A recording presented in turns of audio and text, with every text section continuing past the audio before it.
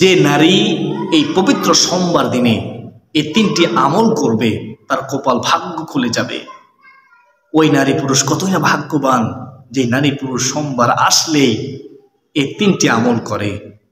ফিদিনদার মুসলমান ভাই বোনেরা, যারা বিপদে পড়ে আছেন, আমি গুনাহগার বলবো একটু কষ্ট করে প্রতি সপ্তাহে সোমবার আসলেই এই তিনটি আমল আপনি কখনো ছাড়বেন না। সব সময় যদি আপনি তিনটি আমল করতে পারেন প্রতি সপ্তাহে সোমবার আসলেই, তাহলে আপনার কঠিন বিপদ থাকলেও আল্লাহ রাব্বুল আলামিন আপনার বিপদ আপদ দূর করে দিবেন। সুবহানাল্লাহ।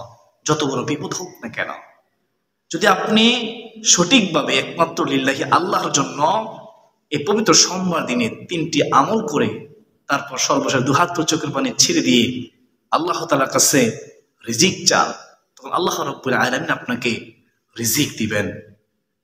আপনি যদি তখন আল্লাহ তাআলার কাছে নেককার চলেহীন সন্তান চান, আল্লাহ তাআলা আপনাকে ফিরিয়ে দিবেন না। এই পবিত্র সোমবার দিনের বরকতে, তিনটি আমলের বরকতে আল্লাহ রাব্বুল আলামিন আপনাকে চলেহীন নেককার সন্তান দান করবেন।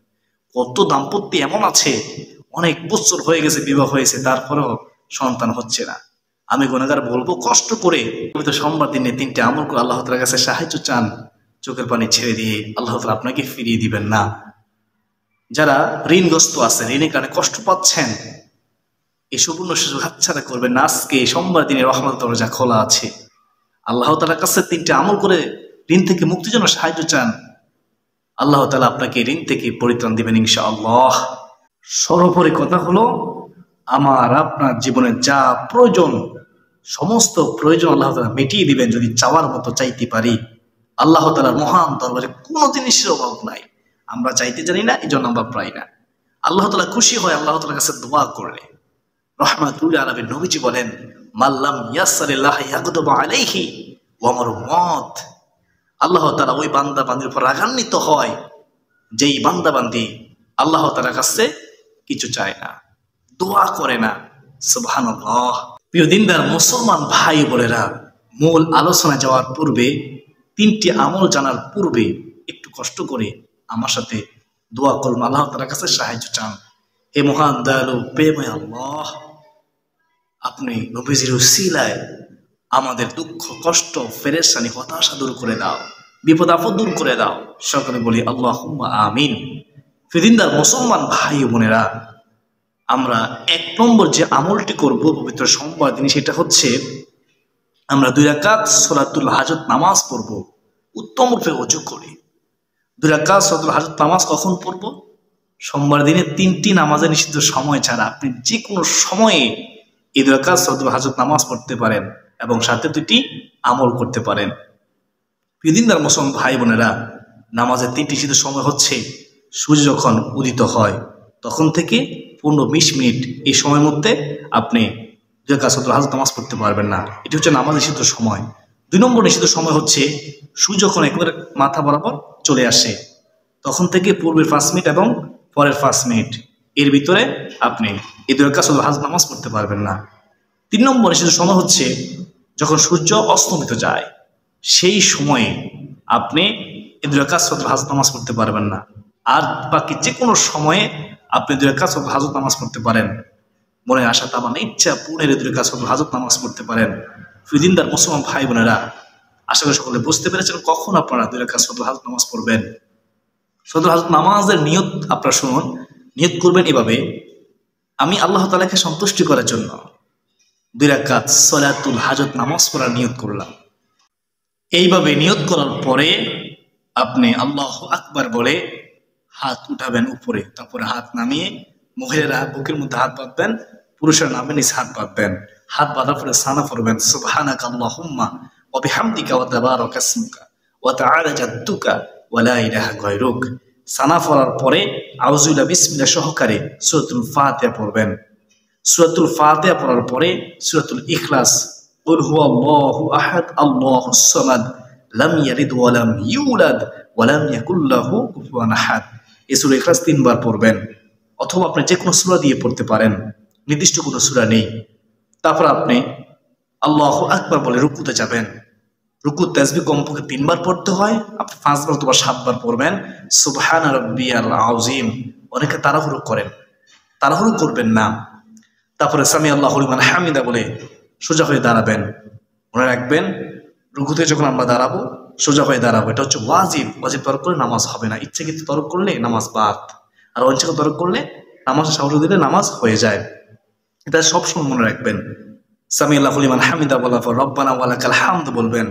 তারপর অতিরিক্ত এতটুকু আছে যদি পারেন তো পড়বেন উত্তম, হামদান কাসীরান তাইয়িবান মুবারাকান ফিহ। তারপরে আল্লাহু আকবার বলে আপনি সিজদায় যাবেন। সিজদা যখন যাবেন প্রথম আপনার হাঁটু পড়বে, তারপরে হাত সিজদানে পড়বে, তারপরে নাক, তারপরে কপাল। এভাবে সিজদায় গিয়ে সিজদা তাসবিহ পড়বেন, সুবহান রাব্বিয়াল আলা, সুবহান রাব্বিয়াল আলা, সুবহান রাব্বিয়াল আলা। কমপক্ষে 3 বার পড়তে হয়, আপনি 5 বার বা 7 বার পড়বেন। সিজদা তাসবিহ পড়ার পরে আপনি ছোট্ট দোয়াটি পড়বেন, নবীর শিখানো দোয়া। নবী সাল্লাল্লাহু আলাইহি ওয়াসাল্লাম সব সময় দোয়াটি পড়তেন, বেশিরভাগ সময়ে আল্লাহ তাআলা শিখানো দোয়া, রব্বানা আতিনা ফিদ দুনিয়া হাসানাতাও ওয়া ফিল আখিরাতি হাসানাতাও ওয়া কিনা আযাবান নার। যার অর্থ হলো, হে আমাদের রব, হে আমাদের প্রতিপালক, আমাদেরকে দুনিয়ার কল্যাণ দান করুন ও আখিরাতের কল্যাণ দান করুন এবং জাহান্নামের শাস্তি থেকে মুক্তি দিন, আল্লাহুম্মা আমিন। এই দোয়াটি সিজদার মধ্যে পড়বেন 1টি বার। তারপরে আল্লাহু আকবার বলে 2 সিজদার মাঝখানে রুজুয়ে বসবেন। 2 সিজদার মাঝখানে রুজুয়ে বসে এই দোয়াটি পড়বেন, আল্লাহুম্মা গফিরলি, হে আল্লাহ আমাকে ক্ষমা করে দাও, ওয়ারহামনি, আমার প্রতি দয়া করো, ওয়াহদিনি, আমাকে সঠিক পথ প্রদর্শন করো, ওয়াজবুরনি, আমার সকল ক্ষয়ক্ষতি পূরণ করে দাও, ওয়াআফিনি, আমাকে নিরাপত্তা দাও, ওয়ারযুকনি, আমার রিজিকের মধ্যে বরকত দাও, ওয়ারফানি, আমার সম্মান ইজ্জত বৃদ্ধি করে দাও, ওয়ারযুকনি, আমার রিজিকের পথ প্রশস্ত করে দাও, ওয়ারফানি, আমার সম্মান ইজ্জত বৃদ্ধি করে দাও। এই দোয়ার মধ্যে 7টি পুরস্কার রয়েছে, সবকিছু আছে এর মধ্যে, পড়ার চেষ্টা করবেন, পারলে ভালো এই পুরস্কারগুলো পাবেন।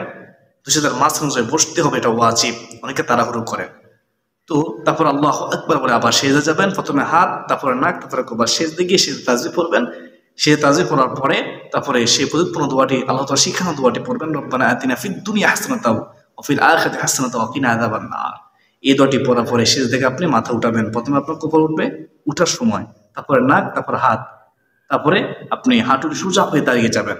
সোজা হয়ে দাঁড়িয়ে প্রথম রাকাত যেভাবে পড়েছেন, দ্বিতীয় রাকাতও আপনি একই নিয়ম পড়বেন। তবে নামাজ পড়তে হবে খুশুখুদুর সাথে, মনোযোগ সহকারে, ধীরস্থির সাথে, তাড়াহুড়ো করা যাবে না, একেবারে সহজ। তারপর শেষ বৈঠকে তাশাহুদ, দুরূদ শরীফ, দোয়া, মাসুরা পড়বেন। তারপরে ডানে বামে সালাম ফিরিয়ে এই 2 রাকাত সলাতুল হাজত নামাজ, মনে ইচ্ছা তামান্না আশা পূরণের নামাজ আপনি আদায় করে নেবেন। একেবারে সহজ, তাই না? অনেকে কঠিন মনে করেন। নির্দিষ্ট কোনো নির্দিষ্ট কোনো নিয়ম নেই, যে বলেছি একেবারে সহজ, এভাবে আপনারা 2 রাকাত সলাতুল হাজত নামাজ আদায় করে নেবেন। তারপরে 2 নম্বর যে আমলটি করবেন সেটা হচ্ছে আপনি ইস্তিগফার, আস্তাগফিরুল্লাহ, আস্তাগফিরুল্লাহ, আস্তাগফিরুল্লাহ, ছোট ইস্তিগফারটি 100 বার পড়বেন। ইস্তিগফার সব সময় পড়ার চেষ্টা করবেন। যদি ইস্তিগফার সব সময় পড়তে পারেন, আপনার সমস্ত বিপদ দূর করে দেবেন আল্লাহ তাআলা। নবীজি হাদিসের মধ্যে বলেছেন, আপনার সমস্ত পেরেশানি দূর করে দেবেন আল্লাহ তাআলা। নবীজি বলেছেন, সত্য বিশ্বাস করুন, যদি সবসময় ইস্তিগফার পড়তে পারেন, অকল্পনীয় শুধু রিজিক আসবে, গায়বে রিজিক পাবেন, আপনি কল্পনা করতে পারবেন না। আমার নবী, দয়ার নবী, মায়ের নবী রাহমাতুল্লাহ আলাইহি নবীজি বলেছেন, সহিহ হাদিসে বর্ণিত। আমরা পড়ার চেষ্টা করবো সব সময়, চলতে ফিরতে, উঠতে বসতে এই ছোট ইস্তিগফারটি। এটি পড়তে ওযু লাগে না। আস্তাগফিরুল্লাহ, আস্তাগফিরুল্লাহ, আস্তাগফিরুল্লাহ, আস্তাগফিরুল্লাহ পড়বেন দিনদার মুসলমান ভাই বোনেরা। তারপরে সর্বশেষ 3 নম্বর আমলটি হচ্ছে আপনারা এই ইসমে আযমটি, আল্লাহুম্মা ইন্নী আসআলুকা বিআন্নী আশহাদু আন্নাকা আনতাল্লাহু লা ইলাহা ইল্লা আনতা আহাদুস সামাদুল্লাযী লাম ইয়ালিদ ওয়া লাম ইউলাদ ওয়া লাম ইয়াকুল লাহু কুফুয়ান আহাদ। ইসমে আযমটি সম্পর্কে নবীজি কসম করে বলেছেন, যা দোয়া করা হবে দোয়া কবুল করা হবে। রিজিক চাইলে রিজিক দিবেন, সন্তান চাইলে সন্তান দিবেন, সম্মান চাইলে সম্মান বৃদ্ধি করে দিবেন, গুনাহ মাফ চাইলে গুনাহ মাফ করে দিবেন। এই দোয়া এতই দামি, ইসমে আযম দ্বারা দোয়া করলে কখনো দোয়া ফেরত দেওয়া হয় না। যদি আপনি হালাল খাদ্য খেয়ে থাকেন, যদি আপনি হারাম থেকে বেঁচে থাকতে পারেন, তাহলে অবশ্যই দোয়া কবুল হবে প্রিয় দিনদার মুসলমান ভাই বোনেরা। তো এভাবে আপনি এই 3টি আমল করবেন। প্রথম হচ্ছে 2 রাকাত নামাজ পড়বেন। 2 নম্বর আমল হচ্ছে ইস্তিগফার, আস্তাগফিরুল্লাহ 100 বার পড়বেন। 3 নম্বর আমলটি হচ্ছে ইসমে আজমটি আপনি একবার পড়বেন, তারপরে মুনাজাতের পূর্বে আপনি দুরূদ ইব্রাহিম 3 বার পড়ে তারপরে মুনাজাত করবেন। দুরূদ শরীফ পড়ে মুনাজাত না করলে আপনার দোয়া আসমান ও জমিনের মধ্য পড়তেছেন ঝুলন্ত অবস্থায় থাকবে। আপনার উচিত হবে দুরূদ শরীফ পড়তে হবে মহাব্বতের সাথে, সম্মানের সাথে, তাজিমের সাথে। দুরূদ শরীফ পড়ার পর দুহাত চোখ পানি ছেড়ে দিয়ে মুনাজাত করবেন। অনেকে মুনাজাত করে অমনোযোগী হয়ে, অনেকে মুনাজাত করে হাতের মটকা ভাবে ফুটায়, মুনাজাত করে দোয়াও করতেছে, আল্লাহ তাআলার কাছে চাইতেছে, আবার হাতের মটকা ফুটায়, অমনোযোগী। বিশ্বাস করুন, অমনোযোগী হয়ে মুনাজাত করলে, আদরের সাথে মুনাজাত না করলে আল্লাহ তাআলা মুনাজাত কবুল করে না। এটা আমার কথা নয়, হাদিসের কথা, নবীজির কথা। দিনদার মুসলমান ভাই বোনেরা, যখন মুনাজাত করবেন বিশ্বাস ইয়াকিন রেখে মনোযোগ সহকারে বিরস্তির সাথে আশা নিয়ে দোয়া করবেন, বিশ্বাস নিয়ে দোয়া করবেন, আদবের সাথে দোয়া করবেন, তাহলে অবশ্যই দোয়া কবুল হবে ইনশাআল্লাহ। দোয়া করলে আল্লাহ খুশি হয়। আপনি যখন দুহাত তুলে প্রসারিত করে আল্লাহ তাআলার কাছে চান, আল্লাহ তাআলা দুই হাত ফিরিতে লজ্জাবোধ করেন। এর চেয়ে সুসংবাদ আর কি হতে পারে? আমরা চাওয়ার মতো চাইবে ইনশাআল্লাহ, বেশি বেশি করে দোয়া করব। আল্লাহ তাআলা আমাকে, আপনাকে, আমাদের সবাইকে পবিত্র সোমবার দিনে গুরুত্ব দেওয়ার, রোজা রাখার, সোমবার দিনে 3টি আমল করে আল্লাহ তাআলার কাছে সাহায্য চাওয়ার তৌফিক দান করুন। সকলে বলি আল্লাহুম্মা আমিন।